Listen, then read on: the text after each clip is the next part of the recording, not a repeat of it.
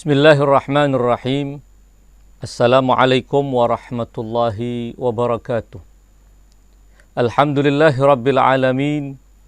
Wa sallallahu ala khairi khalqihi ajma'in. Muhammadin wa alihi at-tayyibin at-tahirin.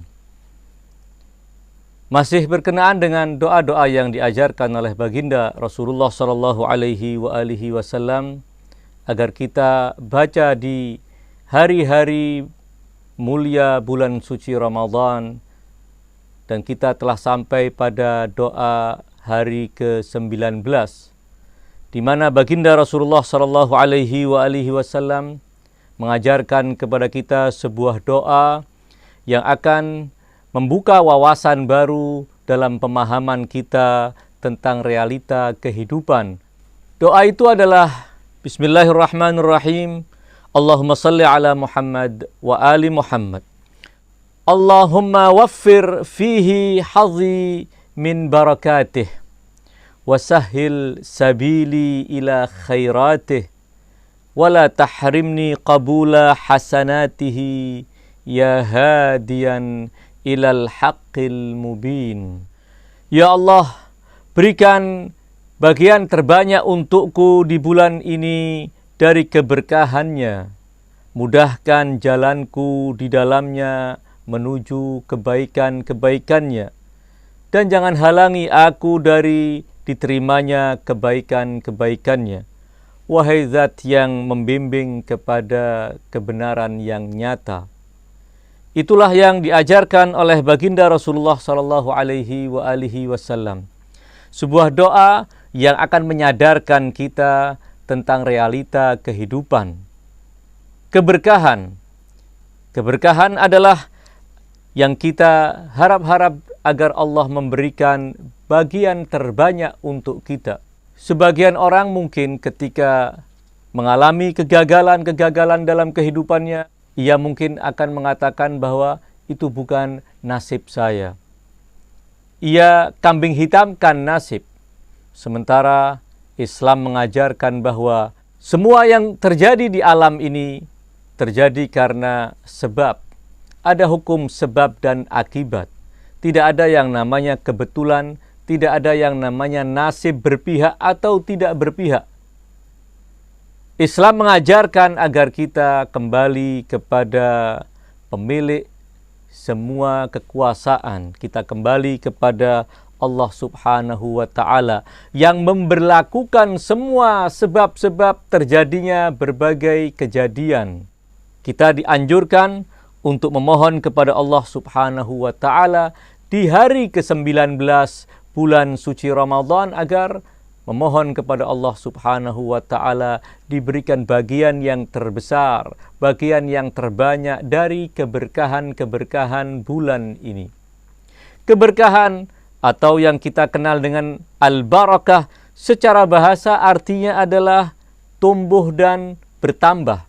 Dan tentu bertambahnya kebaikan, berlimpahnya kebaikan Allah subhanahu wa ta'ala tidak diberikan tanpa sebab. Allah akan memberikannya dengan sebab-sebab yang telah Allah berlakukan untuk semua kejadian dan untuk semua urusan dalam kehidupan umat manusia.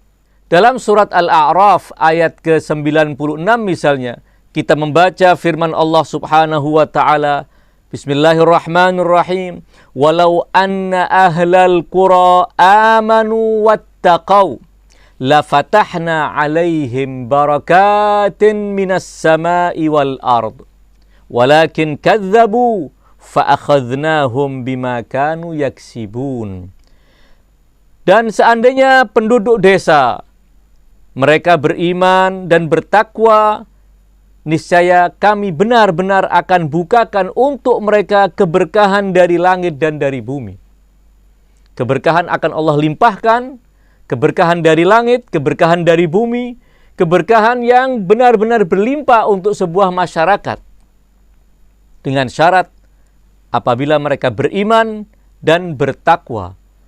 Dalam ayat ini secara simpel kita menemukan bahwa ada dua syarat yang Allah sebutkan. Yang satu syarat terkait dengan hati, terkait dengan ideologi, dan Syarat kedua terkait dengan amal dan perilaku. Keimanan adalah aktivitas hati yang harus disempurnakan dan disusul dengan amal-amal praktis yang membuktikan keimanan tersebut, dan itu adalah ketakwaan. Seorang yang beriman namun tidak beramal, seorang yang beriman namun tidak bertakwa, Allah tidak akan memberikan keberkahan dalam kehidupannya.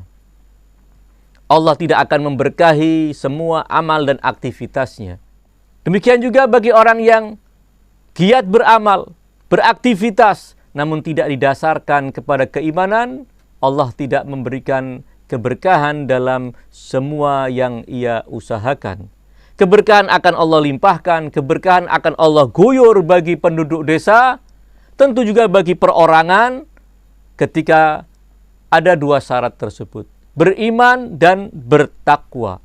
Keberkahan yang dimaksud tentu tidak semata berupa berlimpahnya harta atau memperoleh sebuah kedudukan dan jabatan di tengah-tengah masyarakat. Karena itu belum mencerminkan sebuah nilai baik di sisi Allah Subhanahu wa Ta'ala. Bahkan boleh jadi itu adalah sarana murka Allah Subhanahu wa Ta'ala kepada seseorang. Kita membaca riwayat dari Al-Imam Al-Kadhim alaihi salam misalnya, ketika beliau menasihatkan kepada salah seorang sahabat beliau mengatakan, "Innal harama la yunmi." Sesungguhnya sesuatu yang haram, yang diperoleh dari jalan yang tidak dibenarkan dalam agama, itu tidak akan berkembang. Wa innama la yubaraku lahu fi. Dan jika ia bertambah, Allah tidak akan memberikan keberkahan untuknya pada tambahan tersebut. Wa ma anfaqahu lam yu'jar alaih. Dan apa yang ia belanjakan, apa yang ia infakkan, apa yang ia dermakan dari penghasilan yang haram tidak akan diterima oleh Allah Subhanahu wa Ta'ala. Wa ma khallafahu kana zadahu ilan nar. Dan ketika ia mati dan meninggalkan harta yang ia peroleh dari perolehan yang haram, itu akan menjadi bekalnya menuju neraka. Itulah arti keberkahan. Keberkahan adalah ketika Allah memberikan nilai pada apa yang kita miliki. Allah akan mengembangkan dengan pengertian Allah akan memberikan pahala, Allah akan menjadikannya sarana bagi memperoleh pahala, Allah menjadikannya sarana untuk bisa mendekatkan diri kepada Allah Subhanahu wa Ta'ala.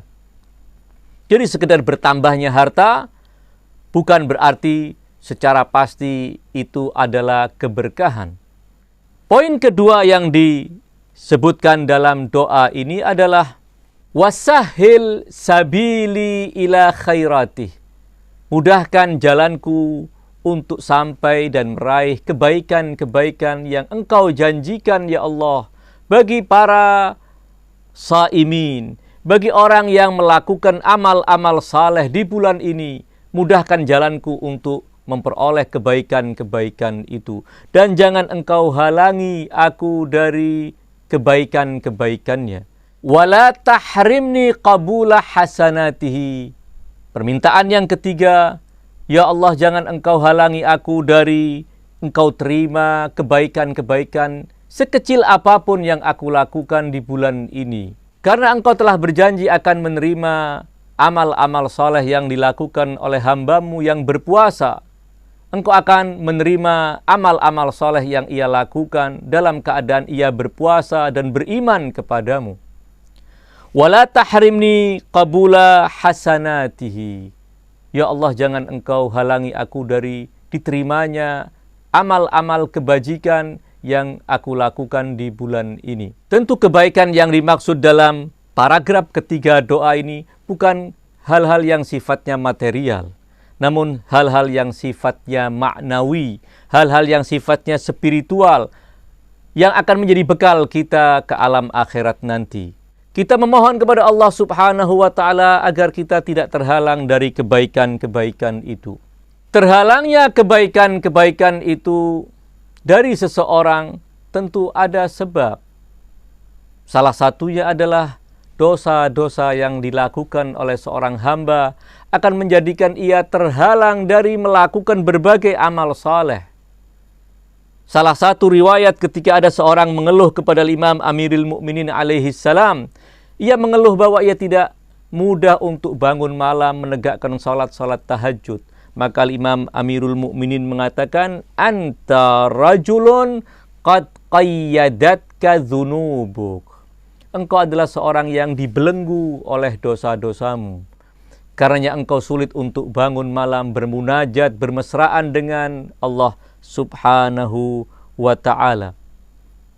Hal lain yang juga menjadi sebab kita terhalang dari memperoleh kebaikan-kebaikan adalah ketika kita bermalas-malas, menunda-nunda, tidak bersegera melakukan kebaikan itu.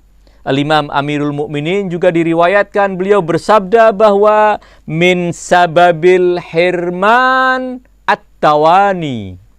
Di antara sebab terhalangnya seorang dari memperoleh kebaikan adalah berlambat-lambat, bermalas-malas, tidak bersegera melakukan kebaikan, menunda-nunda. Kita juga membaca di dalam salah satu wasiat Al-Imam Amirul Mukminin yang beliau tuliskan kepada salah seorang sahabat beliau mengatakan, fatadarak ma baqiya min umrik. Susullah apa yang tersisa dari umurmu untuk mengejar dan menutupi kekurangan-kekurangan hari-hari sebelumnya. Fatadarak ma baqiya min umrik wala taqul ghadan wa ba'da ghad. Jangan kau mengatakan besok saja aku akan melakukannya atau lusa baru aku akan melakukan. Seorang pendosa hendaknya bersegera bertaubat. Seorang yang meninggalkan kewajiban-kewajibannya hendaknya bersegera mengqadha apa yang menjadi tanggungannya. Semuanya harus bergegas, fastabiqul khairat.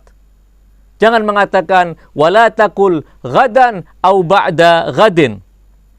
Fa innama halaka man kana qablaka biiqamatihim 'alal amani wat taswif, kata Imam Amirul Mukminin. Kenapa kita harus bersegera, bercepat-cepat?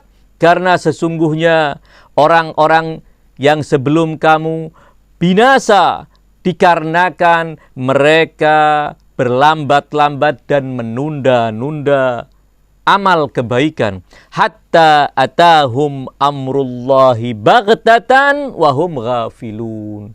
Sehingga ketika ajal datang secara tiba-tiba kepada mereka, mereka dalam keadaan lalai. Itulah yang harus kita mohon kepada Allah Subhanahu wa ta'ala. Dan tentunya ketika kita memohon kepada Allah Subhanahu wa ta'ala agar tidak terhalang dari kebaikan-kebaikan yang Allah janjikan bagi orang-orang beriman dan beramal soleh, itu artinya kita juga harus mempersiapkan semua sebab-sebab dan menyingkirkan semua penghalang-penghalang yang akan menghalangi kita dari memperoleh kebaikan-kebaikan itu. Mudah-mudahan Allah Subhanahu wa ta'ala di hari ke-19 ini menerima amal ibadah kita yang telah kita lakukan sejak awal bulan suci Ramadan hingga hari ke-19, dan Allah memberi kekuatan kita untuk melakukan amal-amal kebaikan, ibadah, taqarrub kepada Allah di sisa-sisa hari mulia bulan suci Ramadan. Wa sallallahu ala khairi khalqihi ajma'in Muhammadin wa alihi at-tayyibin at-tahirin. Wassalamualaikum warahmatullahi wabarakatuh.